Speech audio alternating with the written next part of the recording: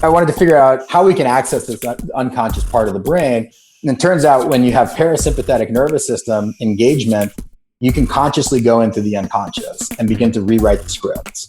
And so if you can prime your unconscious supercomputer to do consciously what you want it to do, not just things that were the most extreme points of our life behaviors, you can recode that and then load in what you want. And now you've got a supercomputer running data analytics unconsciously 24/7, aligning you with what your goals are. Boom, boom, boom, boom, boom, boom. What's up, everybody? You're listening to the Hustle and Flowchart podcast with your boys, Matt Wolf and Joe Fier. Check it. Welcome back. Hi there. To the Hustle and Flowchart podcast. Yes. We're back. I'm your host, Matt Wolf. No, I'm your host, Joe Fier. With my co-host, No. Joe Fier. That's the co-host over there, Matt Wolf. You don't want to listen to anything my Robin to my Batman. No way, man. No, you don't really know the real Batman is kind of very Bruce Wayne.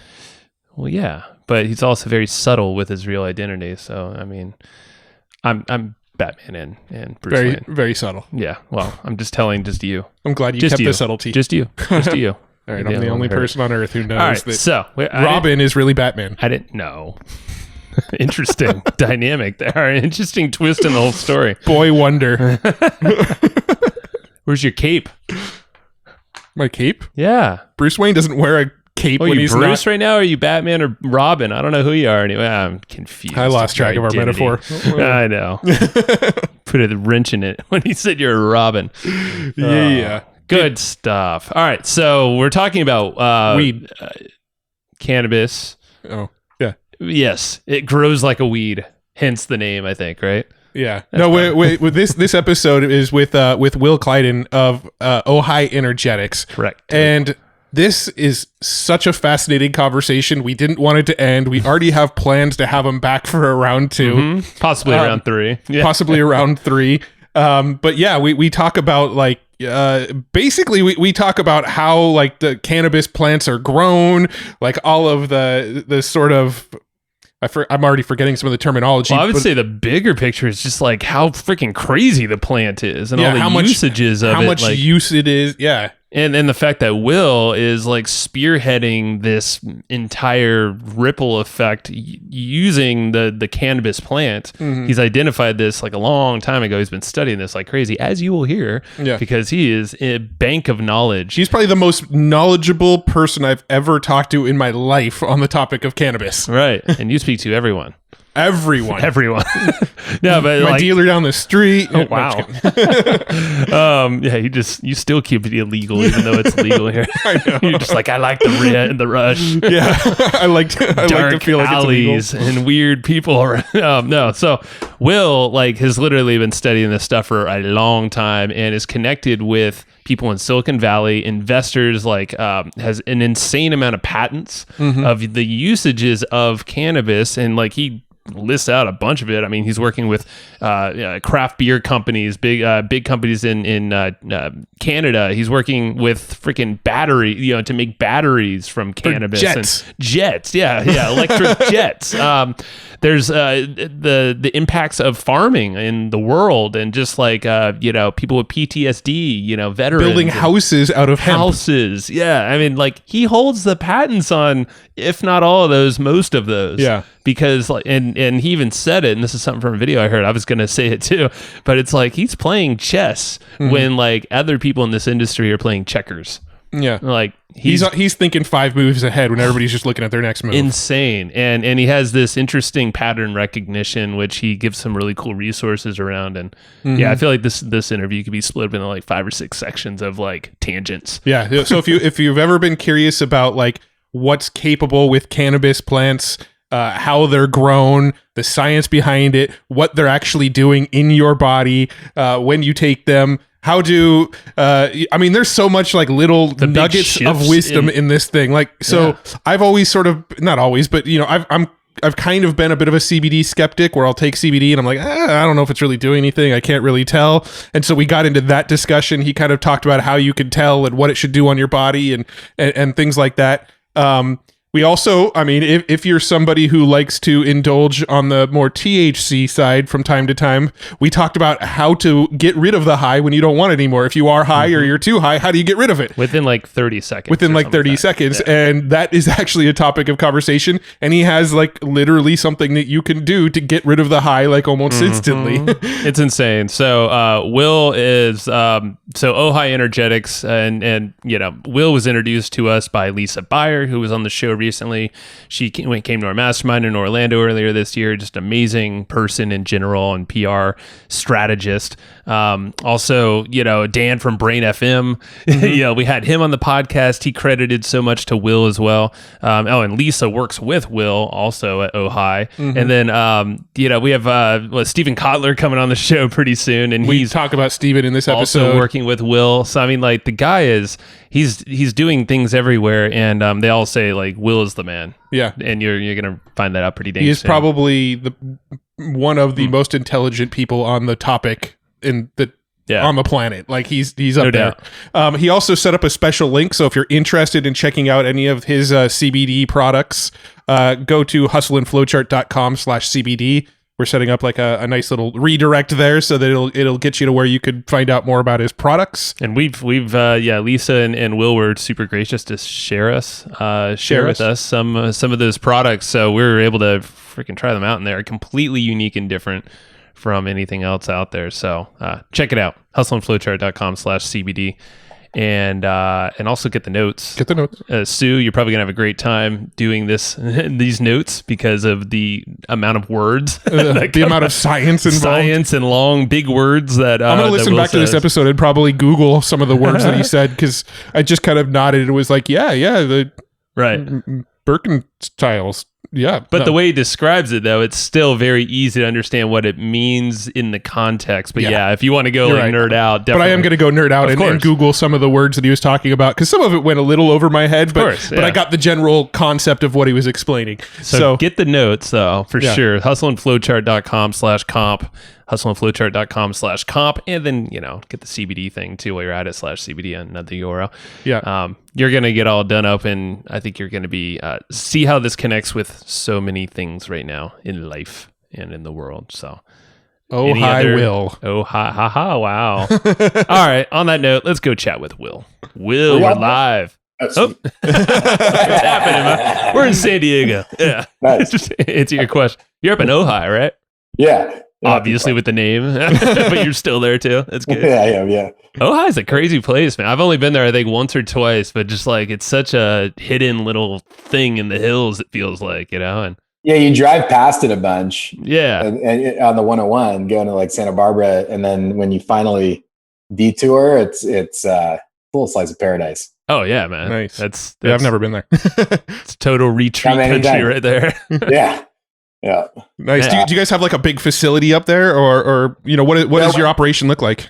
Yeah. So we've got our storefront and like experience center where we've got massage, acupuncture, and then we've got a terpene mood lounge, which is like unique with our tech, where we can kind of custom curate where the cannabinoids go in the body just using terpenes. Whoa. And then we have that set up where people can like play with that with Brain FM and get really into experience centric.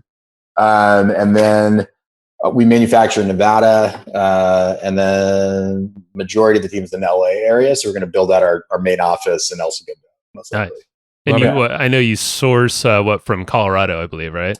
Yes. And then we have our own, I set up we couldn't grow hemp in California for flower, but you could federally, but you couldn't at the state level, which is kind of weird for Cali. Yeah, that is kind of inverse of how it normally is. And then, so I had to set up a farm in Oregon, and we built out a genetics farm, did full biodynamics, built up the topsoil, helped the ecology there. And we've developed a catalog of over 500 unique strains. And so we've got this gene bank that we're going to be plugging into our Intel Inside division of supplying different beverage companies our water soluble technology. But then phase 2 will give them unique cuts, just like hops. So they can get, particular beer company could have cut number 3 that matches the hops profile for that season. And we're going to build it out like an organic valley style model of co-op farming. Yeah. But currently, we've got really good supply that's certified organic up in Colorado that can Yeah. scale with us, no problem. And so we're going to phase that in. Ooh, that's so cool. No, All right, we're going to so- get into a lot of this stuff, I think. Like, there's so much stuff about what you're talking about that just fascinates the hell out of us. So Hell yeah. we're definitely going to get into it. But before we do, so I think we got introduced to you by two different people, actually. So we've had Lisa Beyer on the show. She's a good friend of ours. And she said, you have to talk to Will. Will is amazing. And then we had Dan from Brain FM on, and he literally said that you changed his life with your CBDs. So we're like, yeah, just you, I think. yeah, as well. just you, and like just the information and what he's learned from you as well. But Well, let's get That's into. amazing. Because you have a crazy background, I know, in the cannabis space, but like I know you've studied just agriculture and all the different. There's probably a lot of different layers of that we don't even know. But take us back in time and what got you here. Kind of like one of the genesis. It's funny seeing the threads going back. Like even when my dad took me camping when I was young, and I've always loved trees, and I fell in love with nature at that early age, and basically in high school, kind of like I've always been good at, one of my strengths is pattern recognition and systems. I'm a systems thinker, and I noticed that the current path we were going down just didn't track from an agricultural perspective, society perspective, for a regenerative future. Like we call it externalities. People say externalities in finance of like cutting a rainforest and somehow it will get corrected. And funnily enough, it does appear that the market is ultimately coming back and correcting, which is like it is weird, yeah. It's starting to actually happen, which is great. But in the we needed to have this realization that we're actually intimately interconnected with our ecosystem, and we're not. It's not some separate thing. Like it is part of the equation. So that got me into regenerative sciences, and so I got into sustainability, which is a buzzword back, and did a festival for my senior project, which led me to get a scholarship at Prescott College, which is a focus on environmental studies. It's one of the top liberal arts for environmental systems. So I majored in sustainable community development and then studied holistic health. And so that led me to, part of my curriculum was I was able to like go out in the field, which is really cool from an undergrad perspective of actually like setting curriculum as opposed to and finding experts. So it was like I really like that it's about the journey as much as the endpoint. And so I got to go to Australia and study with one of the founders of permaculture's like top students. And permaculture is essentially, it's like common sense, but distilled into a systems design science that is primarily used for agriculture. And like the distilled summary of it is what I think of it as is essentially high design up front to work in patterns along with nature as opposed to against nature. Such that once the systems get up and running, you can get a maximum yield with minimum input. And so is that like because I feel like I've chatted with people who've been to like a permaculture thing. It was literally at a bar, I think, like years ago, and I was like, and they were just nerding out. And isn't that like, it's a design where almost like you can have like one of the applications is like trickle it down a hill, and it's like the water, it's a lot less input, but your output is way greater. Exactly. But the cost is a high design cost up front. So you don't just take the shortest path. You actually have to like observe and interact with the ecology. And then you build in and you mimic nature, right? Nature's the ultimate architect. We're functions of nature. And you tend not to see monocrop things when you look at the wild. You see diversity of different integrated systems. And so an example would be like, right now, for orchards, a conventional way is you have dirt, and then they bring in petroleum-based fertilizers that they have to continue to reapply, and then they're watering without any cover crops, and so there's a high water waste, and then they have to bring in bees to pollinate the crop, and so they import the bees, and then spray pesticides. So there's all of this heavy continual maintenance for the yield. Where if instead they planted a cover crop of clover, they could sink nitrogen and have bacteria do the nitrogen farming as opposed to high combustion to get the nitrogen. And then it can also, that nitrogen fixer, the clover, will attract bees, and then you can put in mullein and basically build this ecology where you have dynamic accumulators, which is what hemp is, where it mines nutrients from deep in the soil, decompacts the soil, and brings them to the surface while simultaneously attracting predatory insects that will kill the pests, and the bees come to pollinate. And you do that design up front. Now you've sunk the water, the nutrients. With the cover crop, you have less evaporation. Yeah. And so it takes more design up front, but then once it gets rolling, it just builds, and there's way less constant input. And so those systems can be applied not just to agriculture, but to business and to life. And so you've always had, so you came from the pattern recognition, or you realized that at least at a younger age. And I mean, that's fascinating with clover, for instance. Like, I want to go down that rabbit hole, but I know we have a lot more. Like, why the hell aren't they just using clover instead of petroleum and all this? But I'm sure there's reasons. But so with business, it seems like that's how you've applied it now to the cannabis space. And I might be jumping ahead a little bit because I know you talked about your senior project and all that stuff. But is that what got you into this kind of whole space here? Yeah. So one of my professors at college, she was like really deep into terpene studies from essential oils. And so like I always thought of essential oils as just like smelly things. But in fact, the olfactory system's like the best system to bypass limbic, and it literally gets very bioactive molecules directly crossing blood-brain into hypothalamus, where they go out and they'll clean cellular receptor sites and modulate systems. So it's actually a very effective method to get bioactive compounds in the blood. And so she was part of one of my courses was entrepreneur, like looking at terpenes and essential oils. So that kind of got the bug going. And I remember like this, like it was somewhere in high school, and someone was talking about how their parent was an entrepreneur, and like I had this funny like. I was like, I'm an entrepreneur. And even though I totally wasn't, I was, but I didn't know, it was just a random thought from young. But so that got that excitement going. And I had this essential oils platform. And I was looking at building that out as part of my senior project for college. And then I was looking for CBD, and I thought I had to get it. This is the end of 2013, thought I had to get it at a dispensary. And so I was Googling it, and it popped up on Amazon with a banner, and I was like, how can you buy CBD on Amazon? Right. And I went to the website and I checked, it was actually Amazon, and then it was fulfilled by them. And so it like ended up, so I ordered it, showed up in my mailbox, and I went, okay, so if their legal counsel has cleared them to sell this, if somehow it's legal. Yeah. And that I did some due diligence. This was pre-2014 Farm Bill. Yep. Where which that opened everything up, right? The Farm Bill for domestic, so before that, there was like an exclusionary clause where you could essentially use stock and stem of non-domestically grown hemp and legally bring in CBD. So there's people importing from not U.S. And so that was like the kind of the genesis of the industry, was this loophole. Interesting.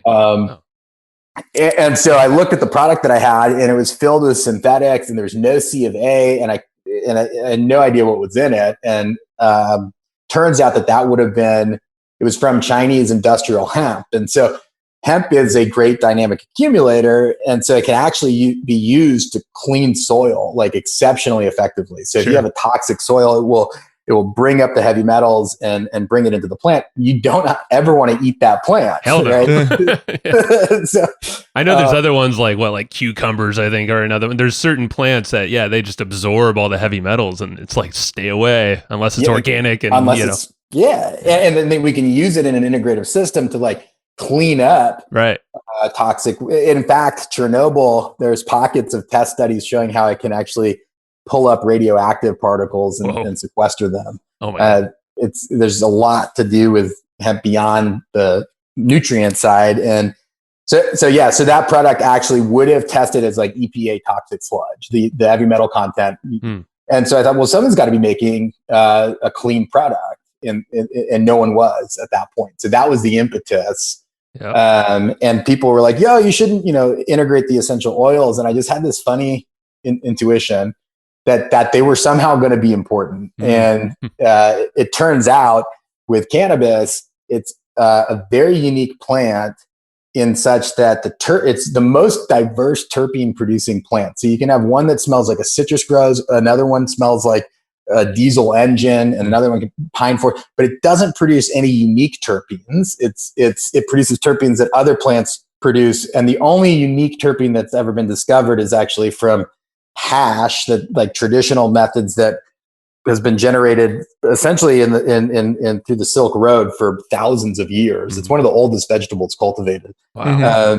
That through that fermentation creates a unique terpene called hashing. But anyways, the terpenes interact with the cannabinoids as like little tugboats, and so they can pull and direct the cannabinoids to different receptors in the body. In unique directions, but it only is activated via inhalation or combustion. And then our tech that we figured out actually enables it to interact with our formulas without having to combust.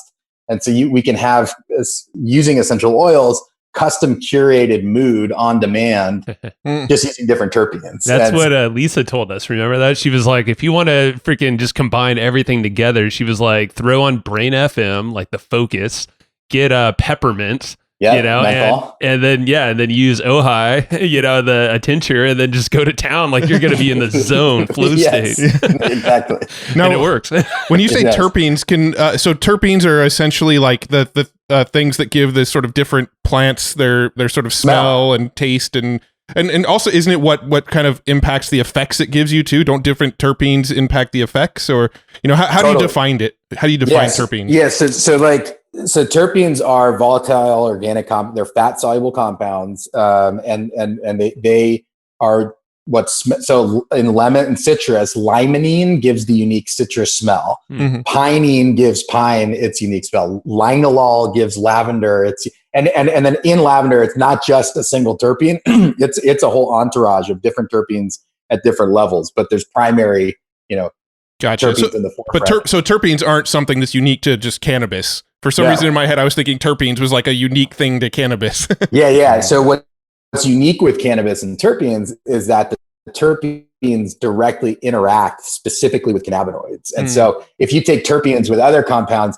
like caffeine, they don't interact. But for cannabinoids, this symbiosis is there where it's a visceral difference. And so it was really discovered.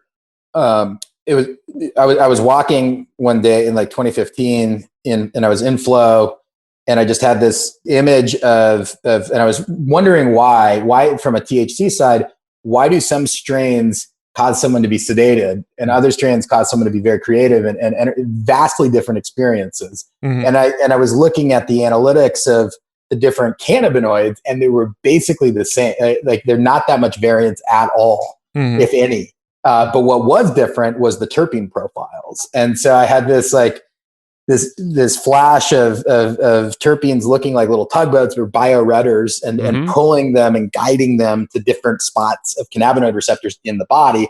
So I called up one of the leading researchers in terpene science, Dr. Michelle Sexton, and I said, hey, are they like are they bioredders? And she goes, that's exactly the data that we're starting to see. Whoa. And so that was, but with edibles, terpenes are even less bioavailable than cannabinoids. So the body can't use them when we eat them. So our gut basically destroys them before they make it into the bloodstream. And with cannabinoids, it's the same way. It's really poorly absorbed. And so when you eat a regular fat soluble complex, which is what the plant produces, you're at best getting 10% of the CBD you eat. And so 90% of it's destroyed by the liver and the stomach before it even gets into the bloodstream. And on the like consumption route, like a cookie's a cookie. It doesn't change. The terpenes really don't change things. So some people can feel it, and there are some water soluble compound complexes that they may be tuning into, but the real magic, if you will, the synergy is via inhalation because it bypasses the digestive system. And then, so back in 2014, I met a chemist who figured out how to encapsulate cannabinoids through serendipity. And we vibed, and I said, hey, can you do this without synthetics? fix? Because he goes, no.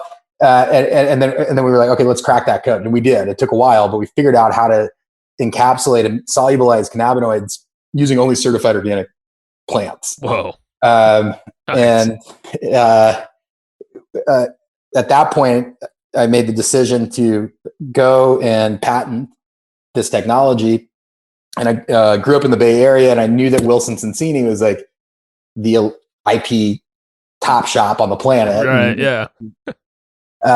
approached them, and we were really like the first cannabis type company that they accepted. And so we did an intellectual property analysis back in 2014 when most people hadn't heard of CBD. There was it was just the beginning. Barely. Yeah. And the IP landscape was basically untouched. There's a few pockets of they call it art or patents that were not properly written at all. There's not a lot of sophistication in that arena. And so one of the challenges with the cannabis plant is it's got so many different uses, and there's so many, it's like the shiny fruit on steroids for the entrepreneur. Yeah, it is. And so I was like, I made the decision.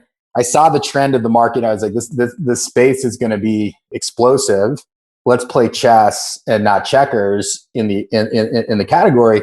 And so I focused my entrepreneurial, creative bursts into intellectual property development. And so we partnered. Wilson has like PhDs in molecular biology from Princeton, and then Stanford molecular engineers. And so they bring in the top experts for each arena. Wow. And so I get to work with them and bring the because I can see the systems, bring those concepts, funnel the energy into that development, and then stay lean and focused on a particular category, which is what we did.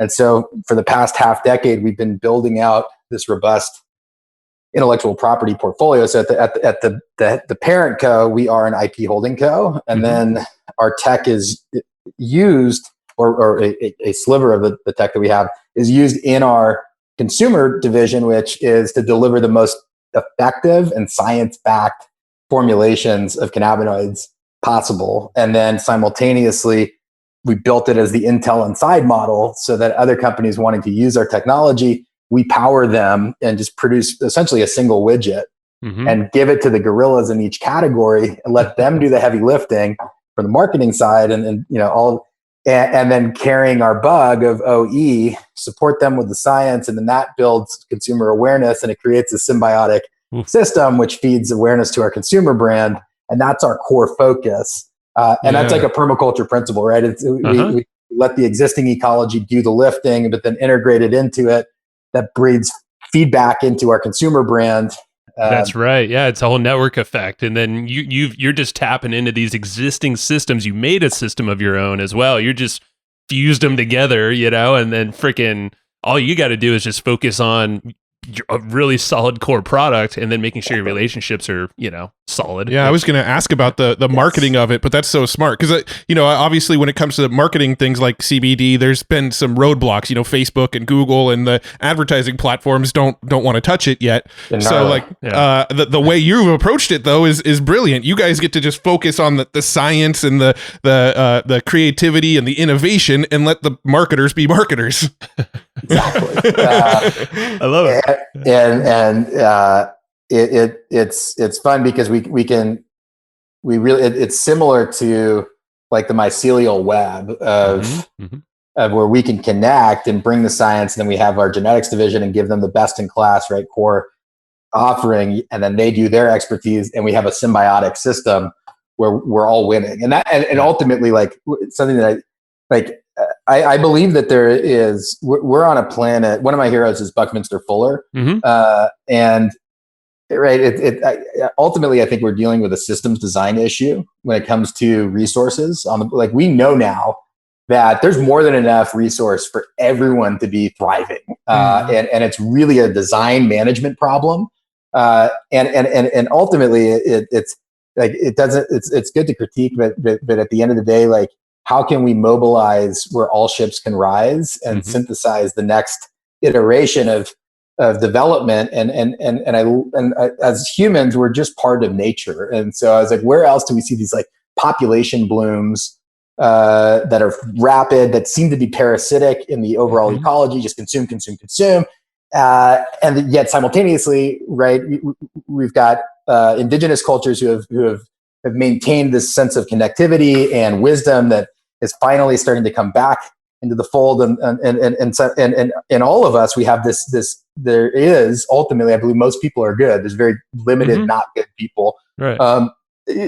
That to do good and to have this sense of connectivity, and so we're weird, right? And we seem like we're this like bacterial bloom, and then as I started studying it was I saw that we're very similar to caterpillars, and caterpillars are parasites in the ecosystem. They consume way more than their body weight. In fact, they keep eating until they, like in some cases, can nearly collapse the keystone species of the environment, which sounds is like my father-in-law. No, I'm just kidding. Love him. That's awesome.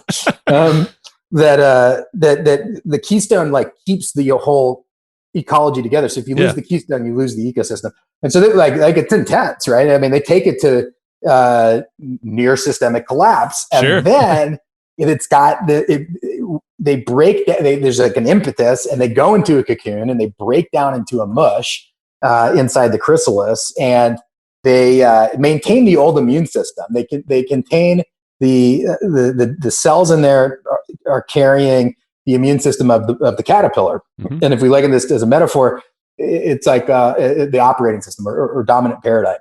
Yeah. And eventually these cells emerge called imaginal cells that are carrying the DNA of the butterfly or the moth. And initially the old immune system sees it and actually attacks it and kills it. And it says, this is a threat. This is a foreign thing. But the imaginal cells are persistent, and they keep regrowing. And then around 14%, like, which is Malcolm Gladwell's tipping point, there's just some phenomena that around that range, you tend to get this critical mass in the universe we exist in. And around 14%, you get this critical mass of imaginal cells, at which point the immune system of the caterpillar goes, whoa, hold on, this is actually a future version of myself. I need to protect that. And then it enables it to be integrated with, and it essentially exponentially recodes the entire being. There's rogue pockets of old immune system that's resisting, but it's lost the fight. It's game over, and it fully recodes as this new being that has to break out of the chrysalis through struggle, and it's building its wing strength. If you rip a butterfly out of a cocoon, it will never fly. So it has to go through this staged process where it's struggling, and then eventually it breaks free, and it becomes a pollinator and a symbiotic life force in ecologies and builds multiple ecosystems. And so it needed to amass all that energy to go through such a transformative process where it could go from one ecosystem to build multiple ecosystems. And that's what I believe as our function of nature is, we're at that critical mass tipping point, and we can build symbiotic systems and literally watch the world get way better very, very rapidly. We're about to experience like right now, right? I mean, like now it's game on, and it's happening, right? There's signs everywhere of that. And so I founded the company to be a catalyst and like an imaginal cell fuel source and hub. So we're the first public benefit corporation incorporated in the charter to holistically benefit all life, including the planet, through our product, services, ventures, partnerships. And so ultimately, like, the end game goal is to be a catalyst that get to help us get into this next level civilization of equity for all, and really living in a symbiotic place where you can 3D print your hemp house for free that you grew because it's a weed, and then you can print your batteries that you're making out of it. And once we take care of food and physical security, then we get to like create art and explore space. Right. Yeah. No, this is fat. So I've never even heard the concept that there's 3D printing implications in the hemp space. So with hemp, it's actually like strong enough to build structures that you could live inside that withstand the elements and things. Yeah, great. So hempcrete is, you can basically take a part of the hemp plant blend it with lime, and you get this material called hempcrete. Mm.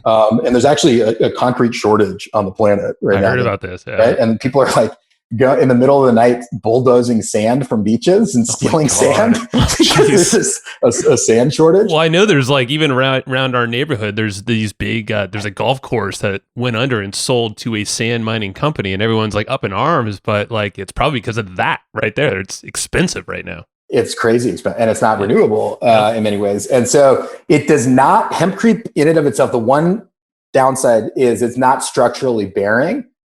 We actually have ideas and patents on how to make it structurally bearing. So you could do a framed wall one way. If you take a framed house and then use it as support, non-supporting but non-load bearing walls, but you could. It's fireproof, it's bulletproof, it's antimicrobial, it's water resistant, and it actually sequesters CO2 substantially. And so it's a super material. Wow. In California, for example, if we had hemp houses, the fire risk would go way down. So we're working on that actually. And then we've got this great partner. So the IP Holding Co. is the mothership. And then we create these subcos that bring in expertise from all the different arenas, let them operate, and we build them to spec for the current, for whatever the arena is, some for IPOs, some for acquisitions, and JVs. And so we've got an awesome JV that's taking shape right now, specifically on regenerative building materials and processings. You can make, so Henry Ford made a Model T out of hemp that was 6 times stronger than steel, the hemp plastics are, back in the day. And Diesel designed the diesel engine to be able to run off hemp seed fuel. So from a biofuels perspective, the reason that corn fell short was there's just not, like, the system didn't work. It didn't have enough sugar. And so you're actually putting more energy in than you were getting out. Right. Now with cannabis, it actually does have enough of a fuel potential and sugar potential to have a proper biofuels input, which is awesome. It goes back to the whole system permaculture concept of like, okay, your output's going to be way greater than the input, and that's always going to be key.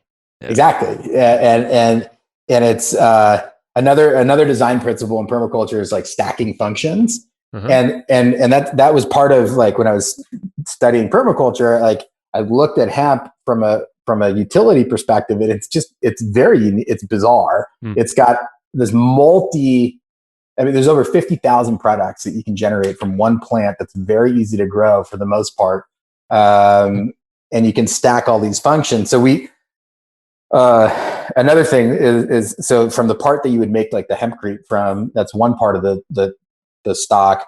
The other part, and you can make insulation that's way lighter and sustainable, that outcompetes from an insulation standpoint, and EMF blocking even. It's probably good with process. Like mold. You said like antimicrobial. Yeah. So most nautical ships use hemp rope and have used hemp rope for centuries because it doesn't rot with its antimicrobial. It's super strong. So it turns out cannabis is the strongest natural fiber on the planet that we know of. It comes close to spider silk from its strengths, and so it's got this carbon arrangement that turns out it makes it useful and works perfectly.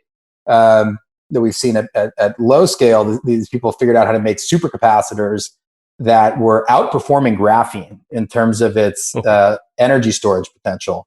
But so that came out in 2014, and I was like, this is going to change the planet. If the problem with graphene is that the current method is from fly ash from petroleum waste, but it's extreme. It doesn't scale properly. It's about $800 an ounce at minimum. So it's exceptionally expensive, and which is bottlenecked. But from an energy standpoint, if you have good supercaps that are affordable, you can charge your cell phone in 30 seconds and have it last a week. And say for electric cars. So like Elon Musk was saying, like the future of electric vehicles is not batteries, it's actually supercaps. And so these guys got this bench test done, but then nothing happened. And so I was observing this because the implications are massive from transformation on the planet.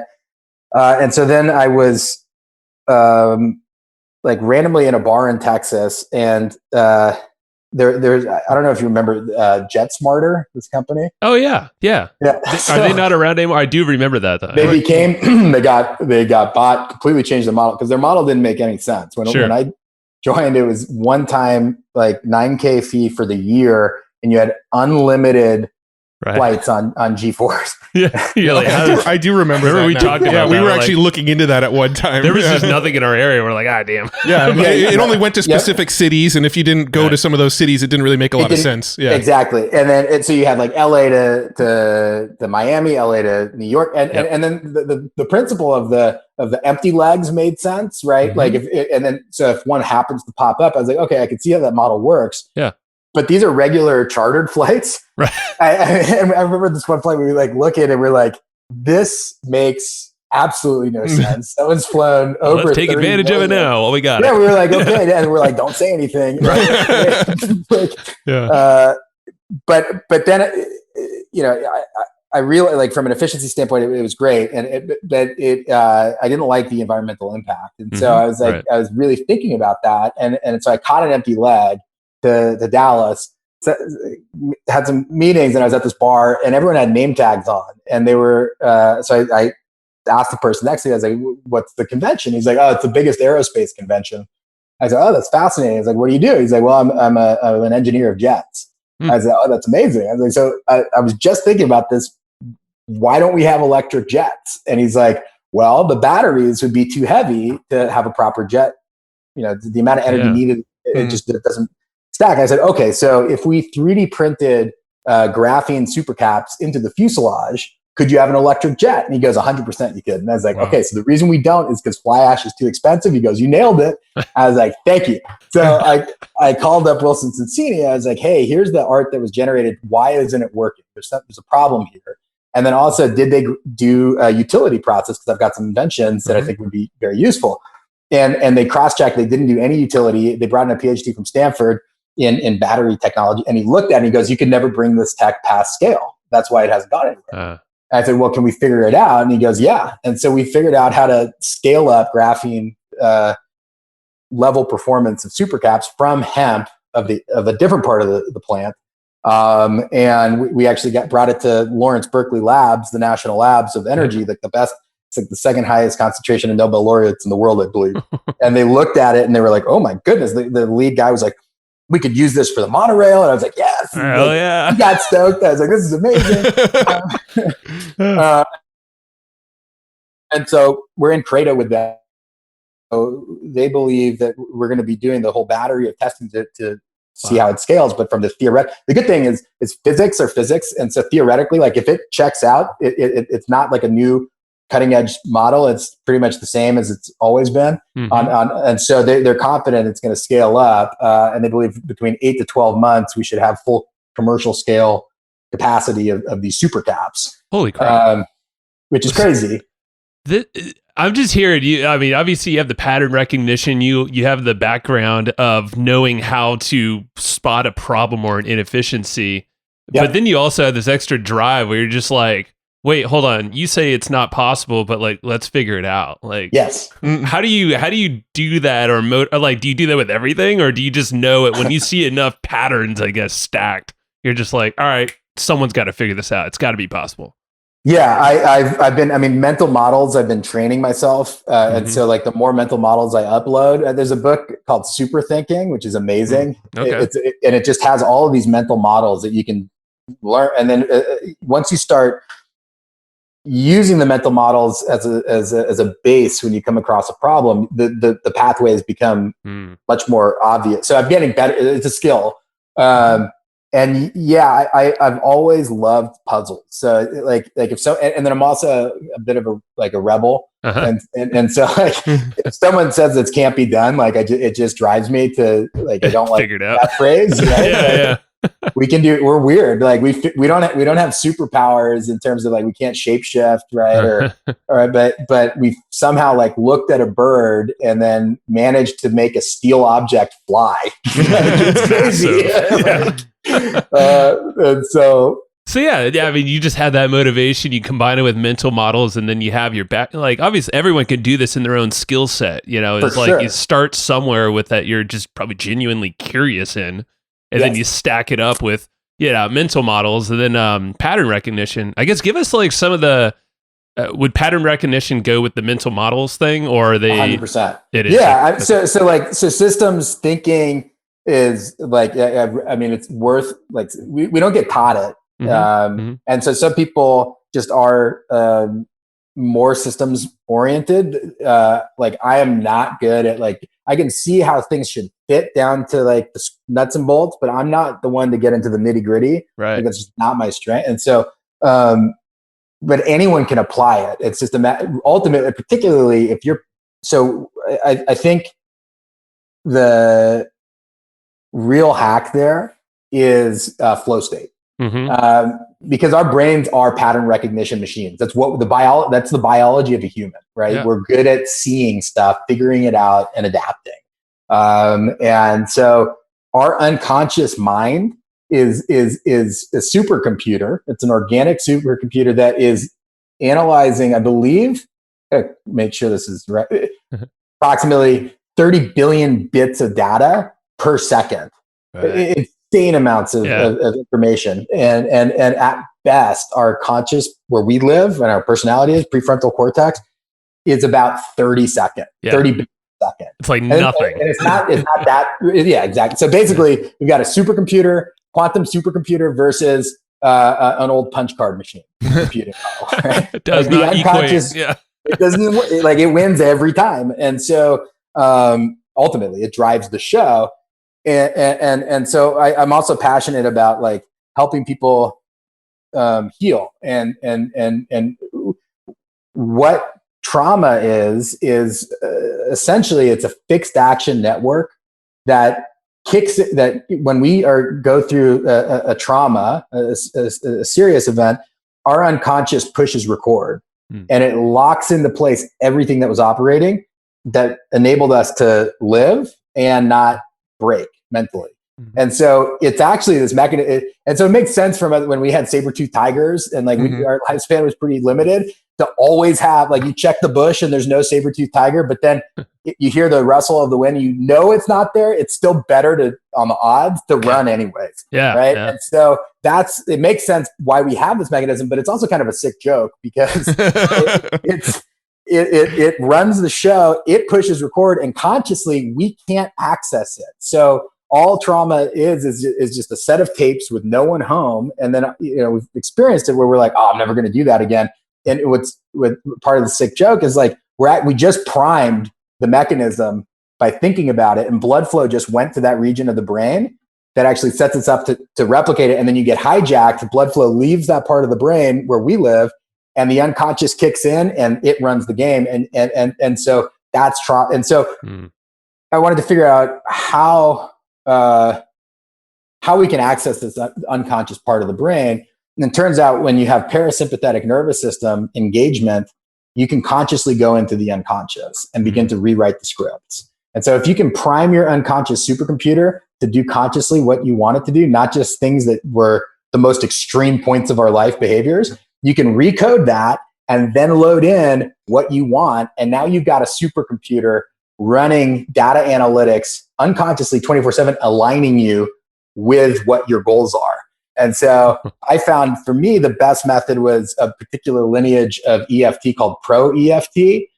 And that's the tapping, right? Yep. And so it engages parasympathetic is what it's doing. And when you hit these points, when you get your parasympathetic nervous system engaged, now you can consciously go in. And one of the you got to accept it as it is before you can change it. It's the paradoxical. It's being aware of it, and and not trying to change it. It's just like, okay, and it helps to frame it, realizing that these things that we don't like about like ourselves, these patterns, are really just coping. Like, they were birthed out of self-love, and ultimately, so that when you accept it as it is, then it goes, all right, and then it basically becomes it becomes malleable, and then you can rewire these unconscious networks to then start doing what you want. And one of the ways, so EFT, you can be very, very tactical. You can go into it and just, I call it neural sculpting. You can sculpt your neurons.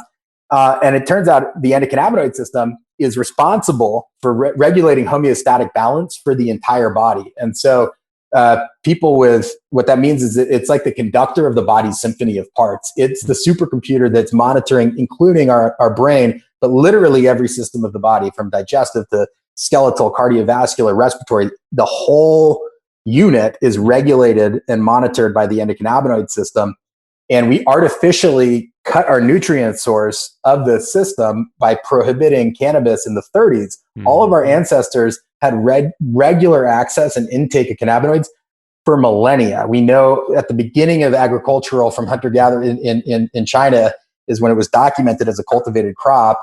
And then there's evidence that it was there used. I mean, it's been there for 36 million years around, but used by humans prior, but we don't have like concrete evidence. We found fibers that are likely hemp fibers, but we can't, it's too far gone to like fully identify. But anyways, since then the Scythians got it, and then they brought it to the Greeks, who brought it to the Romans, and then anywhere Rome went, they brought cannabis. And then also made its way through the Silk Road, then went up through the Nordic pathways. And so it's been ubiquitous for thousands of years. And then the primary intake the oldest cookbook on the planet is a Roman cookbook, and in it contains oldest printed cookbook on the planet. It contains a recipe for cannabis flowers and infusing spikenard oil with the THC and CBD and the other cannabinoids. And so it was a base material, so they would be eating it. And so, but then also when you grow a crop, you feed the greens that you're not using to your animals. It's just what we do, right? And so Colorado, CSU did the study where they had hemp-fed chickens, and then they never really published it. And I know one of the people who was monitoring the design of it, probably because of the implications for the industry. I'm sure it would disrupt a lot of companies. Because hemp-fed chickens, they found, had up to 1% CBDA content per egg. So that's a very, when you cook the egg, yes, when you cook the egg, you decarboxylate it, make CBD, and there's some loss. But basically, if you're getting like around 200 milligrams of CBD per egg, to give perspective, like the max fat soluble formulations are like 5,000, and they tend to be just the isolate as opposed to the full spectrum, which works better. Right. But like 5,000 megs. So if you divide that by 250, and funnily it tracks, because when you look at the clinical data of efficacious dose of CBD, the bare minimum threshold is 250 mags. And you really need more than that. So the majority of people in the current arena are getting nowhere near enough CBD to properly nourish and engage the endocannabinoid system. Yeah, because obviously it's a natural occurrence in our body, but then it's not if we're not supplementing that in our body, which we all have different levels that are probably better for ourselves, right? Like we're all kind of slightly different molecularly, but if you're not supplementing that, then that's probably why if you're taking a tincture of some cheap CBD you just bought off of Amazon or something, and you're like, I can't feel this, or I don't feel like it's doing anything for me potentially. You're getting placebo. Yeah. And then if it's full spectrum, my hypothesis, because if it's full spectrum, it just means that there's trace amount of THC still in it. And so the legal definition of hemp is any cannabis plant whose THC is below 0.3. Okay. And so if they're getting a full spectrum, they're not getting anywhere near enough, unless they're drinking whole bottles, which would be very expensive and quite unpleasant to use at once. They're getting trace amounts of THC, and when it gets metabolized through first pass, when we eat it, it becomes a compound called 11-hydroxydeltonide, and that compound is quite bioactive at very low dosages. And so that is likely giving people an anti-inflammatory benefit. So what people are, but it pales in comparison to giving the proper amount of engagement of the endocannabinoid system of bare minimum 250 and up. Wow. And you look at the eggs, right? If it's 250 per egg around, no one's going to pay $40 an egg. No. But our ancestors, right, had this regular. So we also smoked the plant. The Scythians they just found and verified on these Scythian, basically incense burners, THC and CBD resin. And we knew that they did it, but we didn't have concrete. And so that was just discovered. So people and it was never socially taboo either in the States. And so the first cannabis laws in the US were you would be fined if you didn't grow hemp.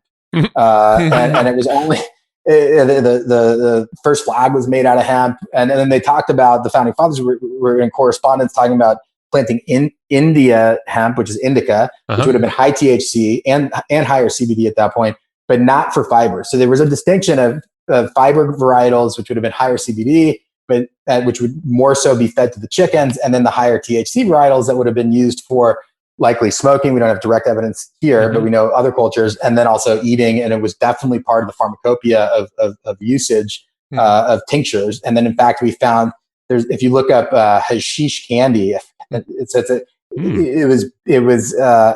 a pre-prohibition where it's talking about ganja hashish candies that they had like two generals like talking about how every soldier should have this in their pocket. There's no side effects. So it was like integrated and fully acceptable until prohibition. So we're living in this anomalous period where we artificially cut these micronutrient complexes out of our diet and from direct consumption. And essentially, like you were saying, like we produce B vitamins in our gut, but we have to eat B12, right, from the bacterial. Yeah. But we have to eat B12 to have a proper level. Right. It's very similar to cannabinoids. We produce cannabinoids in our body, but to optimize and properly nourish the system, we need these micronutrient complexes of cannabinoids. And so that goes back to having a healthy endocannabinoid system. Our hypothesis is that, and it's been demonstrated that trauma is also gets locked into place because the endocannabinoid system does selective neural trimming on its own. And we found that higher proper amounts of cannabinoids can do fear extinction and actually just selectively cut out only the traumatic memories and networks. So it has its own self-editing system that has been artificially dampened through prohibition. And when you go through a stress event, our body deploys cannabinoids to buffer the oxidation. And because of our removal of them from the diet, we put ourselves in a negative feedback loop. So we have our endogenous cannabinoids go buffer the oxidation, but then the oxidative event actually increases this enzyme called FAAH that kills the anandamide. And so we're stuck in this negative feedback loop. And when you take higher amounts of CBD in a full spectrum, it naturally modulates FAAH and enables the anandamide to continue to circulate, which in turn, we know the endocannabinoid system engages parasympathetic response selectively. And so it gives us this ability to have rapid reprogramming and deal with more traumatic networks and reprogramming the brain essentially. And then, so this was like we went way, but dude, this is great. This is great. Okay. Y'all are awesome. It's fun. It is. It turns out flow engages parasympathetic nervous system. And parasympathetic is the nervous system you can't technically, obviously you can, but really control. Like that's the thing that most people feel like, that's just how it is. Right. And sympathetic response. So it's like, if we're trying to consciously change our unconscious, it's like yelling at a television to change the channel without a remote. And then just to add in extra frustration, it doesn't just like stay the same channel. It actually turns the volume up. It's off. Like, right. It's like, this is keeping you alive. Right. Yeah. But no one's home. It's just a set of tapes. And they did this study of showing psychedelic facilitated therapy with MDMA as well as psilocybin. Psychedelics and MDMA can stimulate, again, parasympathetic nervous system engagement, which gives the remote basically to going. And they found that in psychedelic assisted therapy with veterans, it was 3 sessions with guide, so like, consciously retuning things, that the soldiers, the veterans did not need antidepressants or they were clinically through the woods for the most part. There's still going to be serious results. Yeah. They also found that they took veterans surfing, got them into flow, and then did the psychotherapy assistant, and in 5 surfing sessions, the same results. Oh, wow. So you can get the benefit via flow state, and that's where like exercise actually. So we used to think of the runner's high as endorphins, and that's a part of it, but really it's a spike of anandamide, and so like that blissful benefit afterwards is part of the endocannabinoid system being more engaged. And anandamide is named after the Sanskrit word ananda, which means bliss. So it's that kind of blissful state that gives us these benefits. So that's where flow engagement can be very therapeutic, and then but beyond that, when we're in flow, we're actually the neurochemical state is we've lost blood flow in our prefrontal cortex to a degree, and we're surfing between the unconscious and conscious, and we actually get to consciously, to a sense, access these neural networks of the unconscious. But it's going between gamma, not gamma, theta, and I believe beta. So it's surfing conscious and unconscious, and you can synthesize all of this pattern recognition that our brain's doing consciously. And so my buddy Steven Kotler, who's like one of the experts of flow, lead if not right, is on our advisory board. And I just lost my train.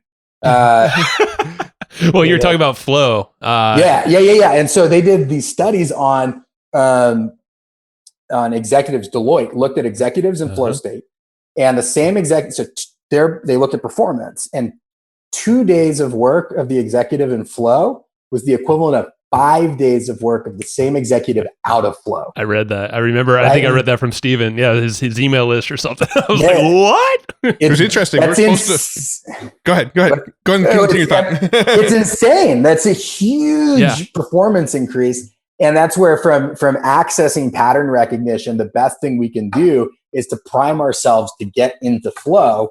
Because once we're in flow, that's where these connectivity, we're not consciously but we're able to consciously access the gems that are everyone's brain's always pulling in. So to have that pattern recognition toolkit, I would say flow and optimizing for flow is the best thing we can do.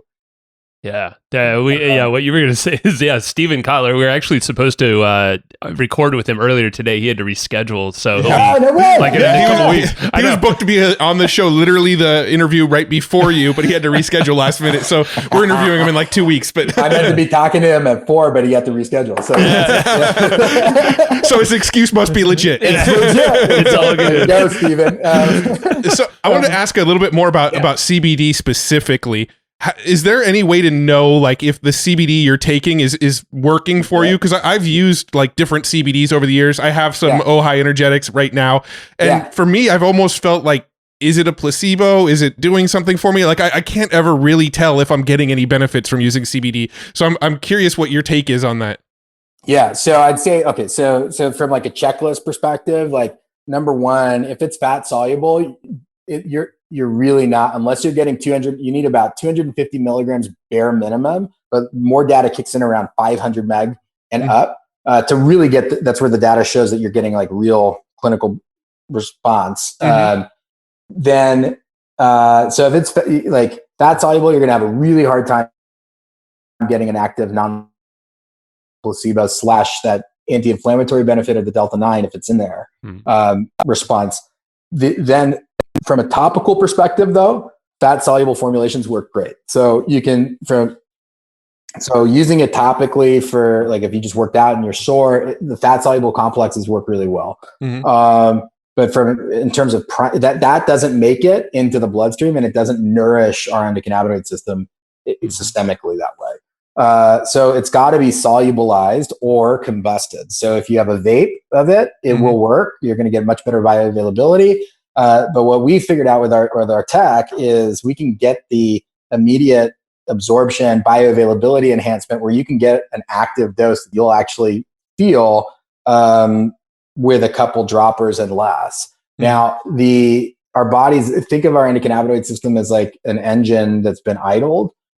Most bioactive compounds need a loading dose phase, and then once it kicks in, then you can lower dosage. So THC, you build tolerance. CBD, you actually have inverse tolerance. It's more to kava, where you need less over time, but you got to get enough in to prime the pump. And once it's on, then it's engaged. What's really interesting and challenging with cannabinoids is it's not a linear curve of efficacy and dosage. It's not, the more you take doesn't mean it's more effective. In fact, it's multiple bell curves. So a higher dose can be substantially less effective than a lower dose. And the challenge is with a fat-based formulation, you have no idea where you're at on the bell curves. You're shooting in the dark. Interesting. And then to add an extra layer of challenge is it appears to be modulating and it's a moving target on a day-by-day basis, depending on oxidative stress. And so some days you may hit a sweet spot, and other days you could be totally ineffective in dosage. And so for like serious situations on like our life science end, like you really don't want to miss an effective dose. And so what we figured out was there's this amazing phenomena with our bodies that's unique to our tech, with the immediate absorption and the bioavailability enhancement, where our tongues will actually modulate flavor on the spot as you change your dose, and it will go from very bitter as you go up the bell curve, and you find the sweet spot of dosage is literally literally sweet. Like it's like a cosmic Easter egg that just unlocked. It is. And so we discovered this phenomena, right? And so we knew it was happening. But we didn't know the pathways. Like my hypothesis was it's endocannabinoid receptor interaction that has this feedback. You see it with zinc. Zinc will taste like water when you're in ineffective range, and when you get the right load, it turns to like a nasty, fuzzy metallic. Good thing with cannabinoids is it tastes sweet. So it starts more nasty, more bitter. But it subsequently, after we made this discovery, these Japanese researchers, and Japan like leads the way in flavor science, like Unami, and so it turns out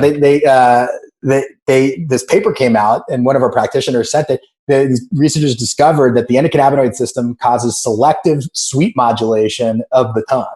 And so that we know now the biopathway in which this feedback loop operates. So you can titrate your dose and pinpoint an effective dose on the spot for that day, just using your own feedback system with your body with our formula.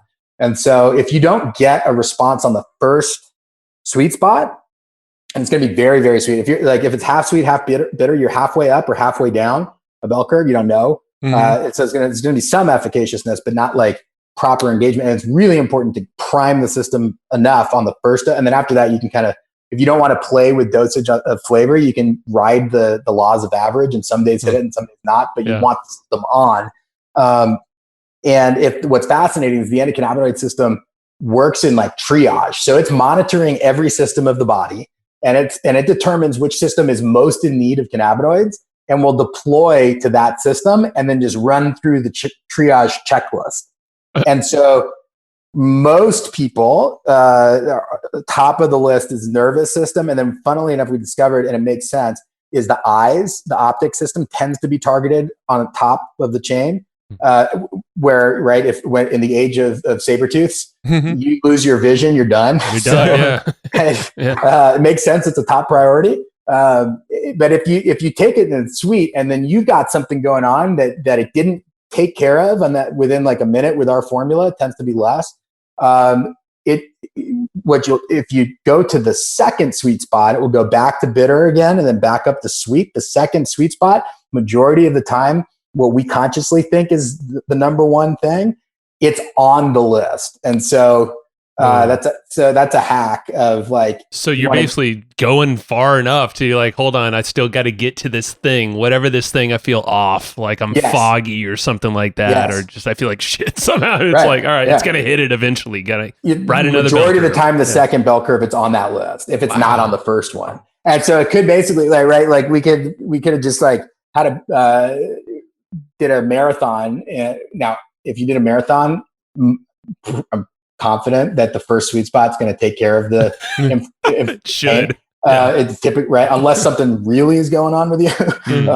But let's just say you're more tired that day and you haven't gotten that alert feeling, that because CBD can target adenosine receptors, which are the same receptors that caffeine targets. And so it's not just a sedative at all. It's a modulator. It's a super adaptogen. So it tunes whatever direction your body needs for overall body balance. But let's say you're still foggy at this first sweet spot. It could have gone to your digestive system or to your bones. You're not going to feel it. Right, if it's in the digestive system. Meaning, like if you have some issue, somewhere else, like you're not going to feel that effect that you think that you were going to feel with CBD. Particularly if you're in the effective dose range and you know that you've got the sweet spot. So like really boils down to our tech from that immediate knowing and actually feeling it. But we get tons of people who come to us and they're like, I thought CBD didn't work, and this is the only CBD that I've ever felt. And it makes sense on the science. Yeah. And so the second sweet spot, you will majority of the time actually feel what you think is, if it doesn't make the first triage check. Yeah. So with your CBD is actually, you've got like a patent on it being actually like a water soluble CBD too, right? Yeah. But so if you were to mix it in like water or something, it's kind of just like a guessing game though, right? Yeah, you'll get modulation if it's just in water. Now, if you put it in juice, you'll still, if you're really paying attention with the palate, you'll notice the change, but you have to drink the whole drink. Like it's just much longer, right? And so some people do that, and they just start with like, we know on average, most people need 2 full droppers of our formula to kickstart. If it's a more intense situation, it can be higher, but that on average it's 2. And then after that, it's less than 1 to 1, depending on your oxidative stress that you're dealing with. Entrepreneurs tend to have more, right? So you can, if you don't want to use the feedback system, you can just do a dropper, start with 2, start with 3, and then do a dropper a day. And you're going to notice through the, just averages, some days it's going to be more on than others, but overall you have been nourishing your system that is responsible for every other system of the body. So you're going to start waking up feeling way more on. And so Steven and I, he's an advisor, and we're running the first studies on cannabinoids and how they impact flow. And so it also is going to start to optimize our hypothesis, and it's going to depend on the individual, depend on the terpenes, and depend on the cannabinoid ratios, and also different stages of flow, because flow is not just when you're on, and there's also the recovery stage, and it's a cycle. So there could be cannabinoids that are better for the different stages of priming. But you ask, I'm not going to, when you talk to Steven, the hippie speedball. Hippie speedball. All right, I have to remember that. And that sounds fun. It's a hack for flow state. Okay. And so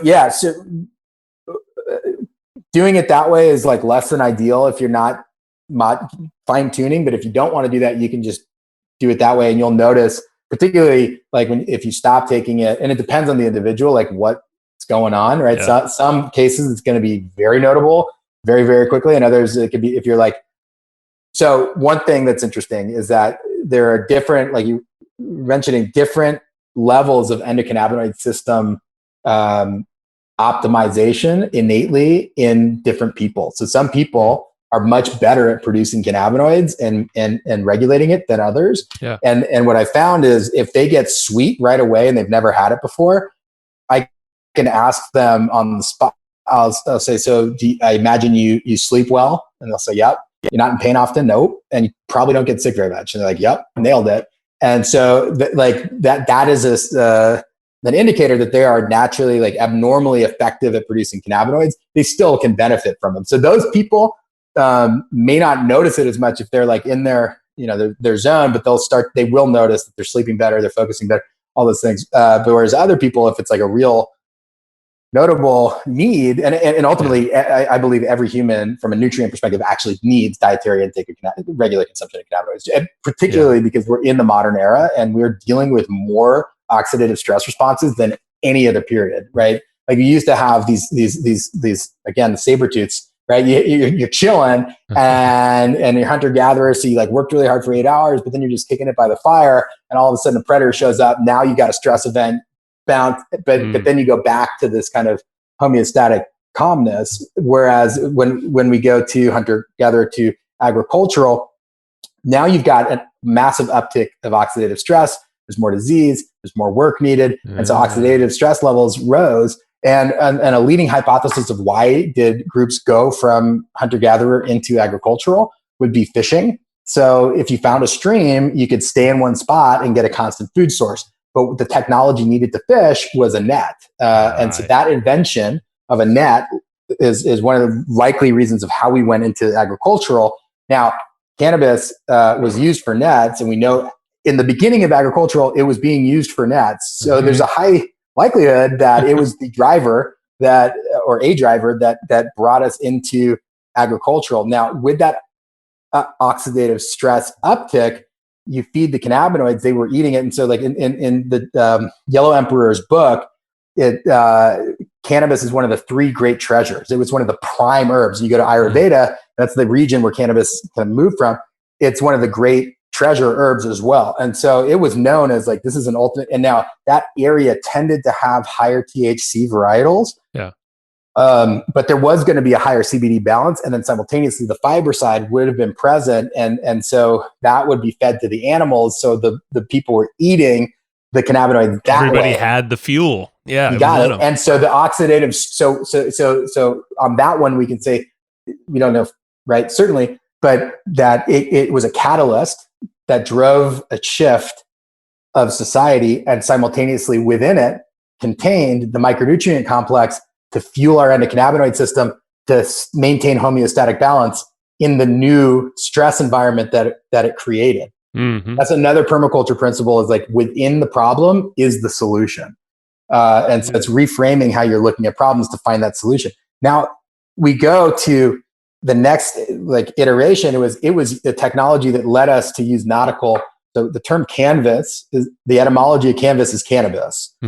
And Makes cannabis sense. was Everything is related at this point. I love it. It's so fun. Yeah. It led to nautical exploration, but then with that, to it going into the industrial era, it was actually used as varnish and fuel source for machinery and lubrication for mechanized industrial process. Cannabis was the chief crop, and so like the whole point of for Britain for Australia was to set it up as a cannabis colony, as well as in prisoners US. and all that, and yeah. Well, so they sent the prisoners first to like U.S. and then we rebelled, and then they shifted to Australia. And so one of the primary crops that Britain wanted was hemp. That's why it was required by law to grow hemp. You couldn't not grow it because it was feeding the industrial revolution. Mm-hmm. And Spain, anywhere they went, they brought it. And so the Romans brought this crop and technology to Europe and Britain and Spain. And then with industrialization, you have this massive uptick again of oxidative stress. And so then we know, like Victoria used cannabis for cramps, and then it was all in the dietary supply. It was everywhere, it was ubiquitous. And so we had this oxidative stress uptick with this new epoch. Lo and behold, cannabis was there providing the nutrients to balance out and deal with the homeostatic balance needed for this new era. Fast forward into the modern era, we artificially cut it out of the diet and 1-2 punched ourselves with this massive uptick of oxidative stress that no one had experienced to levels before close to, coupled that with eliminating the nutrient source that enabled us to have balance in that new epoch. And so what's fascinating is cannabis has appears to be a catalyst for these different epochs and provides the necessary micronutrients and abilities to handle and stabilize, which is what it does. The endocannabinoid system in the body is stabilize and balance. And so then we know that needing to pick between more than 6 choices, like when you go to a restaurant and you read or I guess starting to again, right? Yeah. It's like, what are restaurants, Will? I don't remember those are. Yeah. Remember the days. Yeah.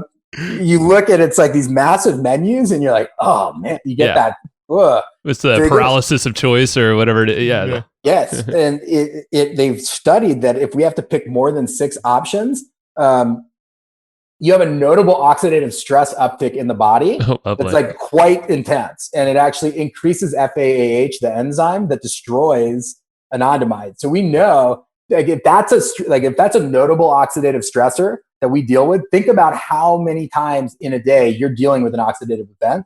Just think of the media, think of advertisements, think of just decision of like, I want to buy a car. I got like 8 cars or whatever. Grocery store, right? Sure. And you're like, I need ketchup. Oh shit, there's 20 ketchups. Right? I'm screwed. Saber-tooth stay in the aisle. So feeding our bodies into cannabinoid system, one of the cool responses is like we get for people in LA, they're like, I was on the 405 and I was calm, where I normally would be losing it by now. Yeah. And so it's like fueling our body's force field of daily oxidative stress events, and helps us stay balanced and feed that system whose design is to maintain balance. And so, yeah, it enables us to enter and now it's going to lead us into another epoch from a material standpoint with the super caps.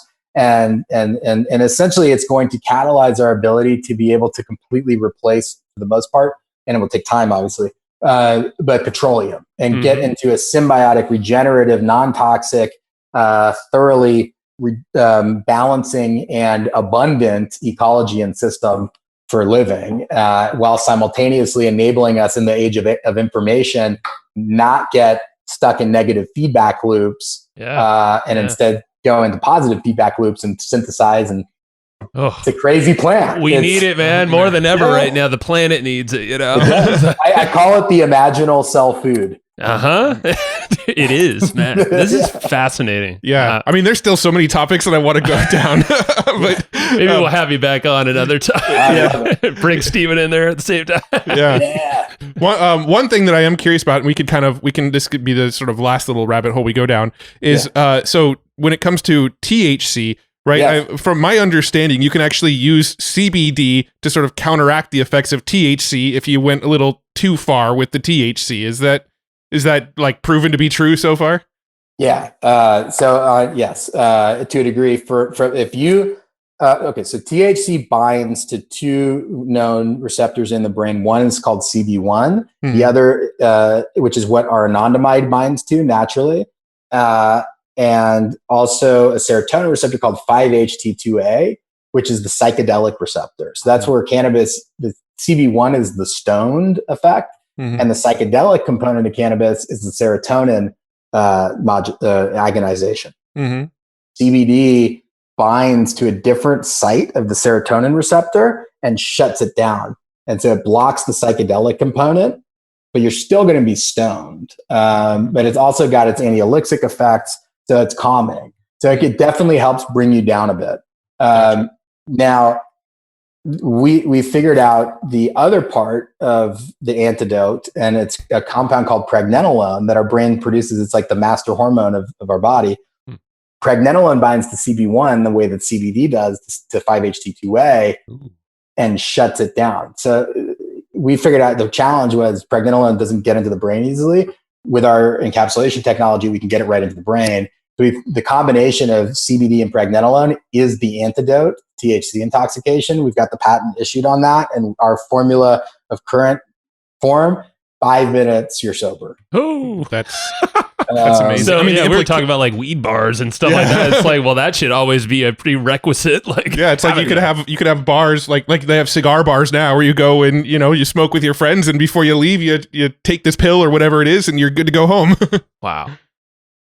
Gnarly. You are, and you're, and yes, and then also from like a safety net of like the Canna standpoint of like knowing that they've got an exit option, right? Is going to enable people to explore it way more, and THC is substantially safer than ethanol, right? Oh my god, more destructive. And then additionally, so when people look at like the side effects of THC, with like short-term memory function and like fogginess, the downsides, what I think is my hypothesis is that THC, we know, used to have much higher CBD levels until Prohibition. When we started artificially just focusing on THC, we started inadvertently breeding out the CBD.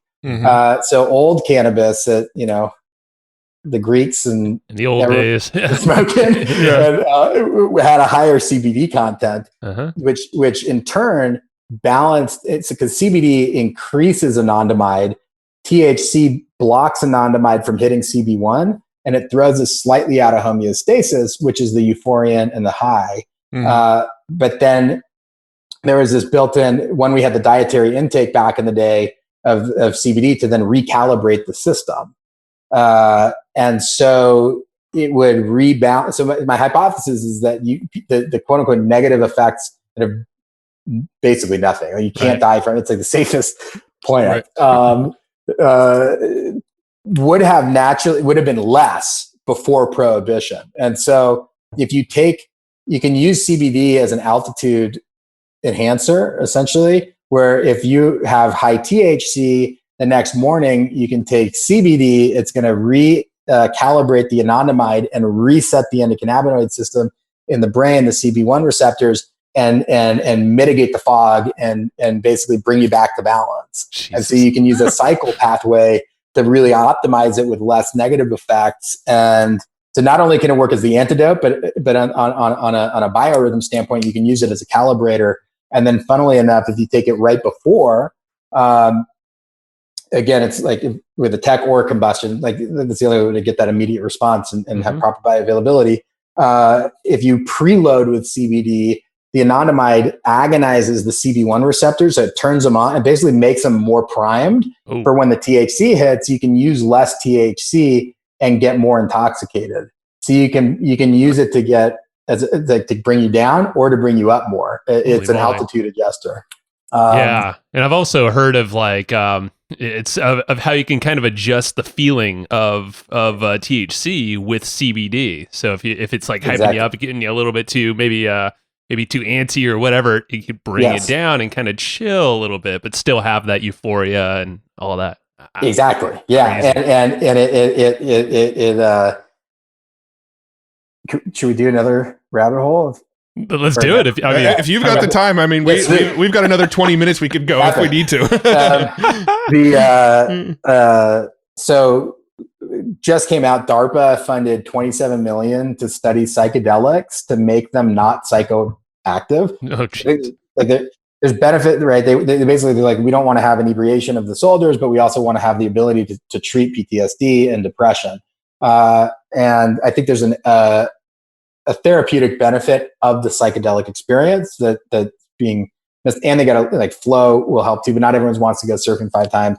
Right. Pro EFT is a much easier pathway, and so actually, the VA now allows EFT for veterans. It's awesome. Oh, yeah. Then tie in having a healthy endocannabinoid system. It's going to work way faster, way more effective.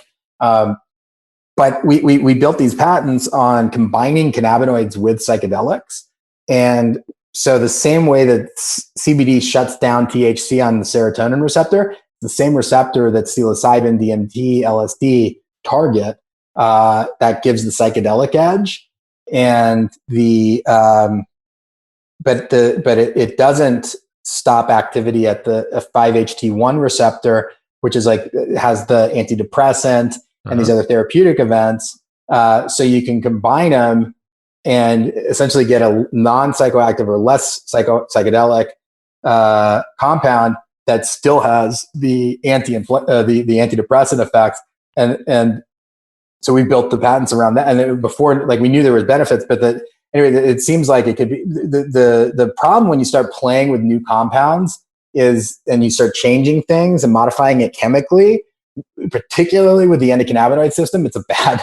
It's not good to mess with the master system. Like the last clinical study on a synthetic novel cannabinoid-like compound killed, I think, 7 people in stage 3 trials. Oh man! And then you hear about spice and K2 and all these synthetic cannabinoids. It does kill people because it's whereas THC would never kill anyone. Like it just doesn't. And so, anyways, there's like this whole new therapeutic window where we can take 2 organic compounds that are safe. Like psychedelics are, again, it's way safer. Sure.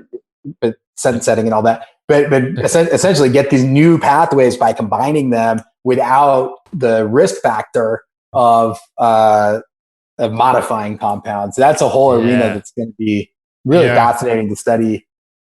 That's amazing. Yeah, we'll definitely have to do a round 2 if you're open to it. I actually think it would be a blast to have you and Kotler on at the same time, and all have a big discussion around all of this kind of stuff, flow state, psychedelics, like all the implications, the future tech that's coming out. I think that would just be so much fun. Yeah, and because you mentioned, I didn't say it earlier, but you were saying stacking systems and all that, and I know that's what Stephen's book's all about, the newest one, Future is Faster Than You Think, or something like that. Great book. Yeah, it's crazy. It's essentially stacking compounding systems on each other. It's like, they don't just stand alone. They actually exactly, and which I love, of like the patterns in nature continue to is the endocannabinoid system regulates all the subsystems in the body, and how it is the mycelial web of interconnecting all of these different stacked functions, and it's making sure that they're firing at the right level at the right time and balanced for overall harmony of the body. And so it's weird that like the cannabis plant enables us to, it's going to open up all these pathways of technological implications to like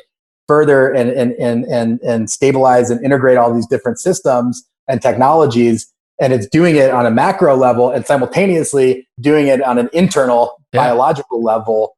It's the keystone. It holds everything in place. It's the brain. It's very important. I wouldn't say it's like the only, right, but it's like a super critical component. And it's funny, like CBD has been demonstrated to create neurogenesis in multiple regions of the brain. So it stimulates new brain growth, including the corpus callosum, which is like the part that bridges right and left hemisphere.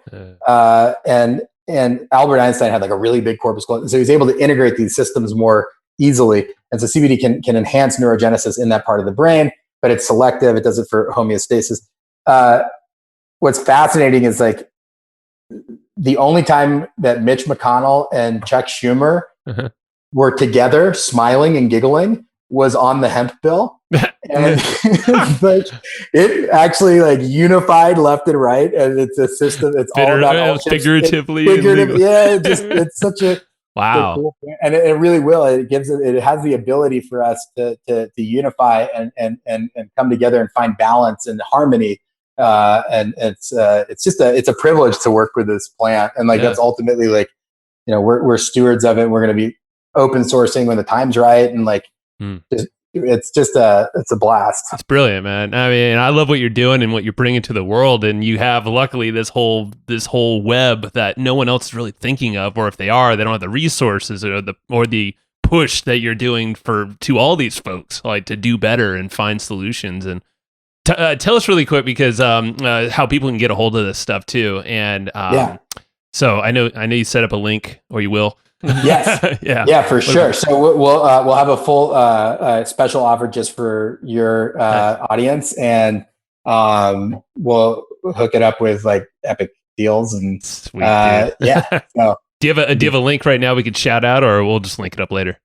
So it should be How about this? I'll shout out a link, and then we'll redirect it to whatever link you create. Let's do that. If you go to hustleandflowchart.com/CBD. So hustleandflowchart.com/CBD, we'll make sure that links over to Will's stuff. And it should be Ojai Energetics /hustle and flowchart. Okay. So we'll make sure they both work.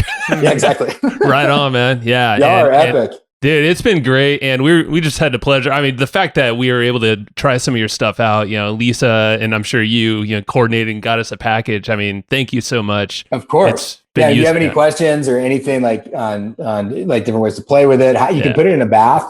CBD soaks. It's transdermal with our tech. What would you use for the elixir? The elixir. Okay, gotcha. Yeah, if you put like 2 droppers in a bath and soak, it's like a deep tissue massage on steroids. Oh my god! Cool Wow, dude. All right, I'm sure there's like a million hacks out there.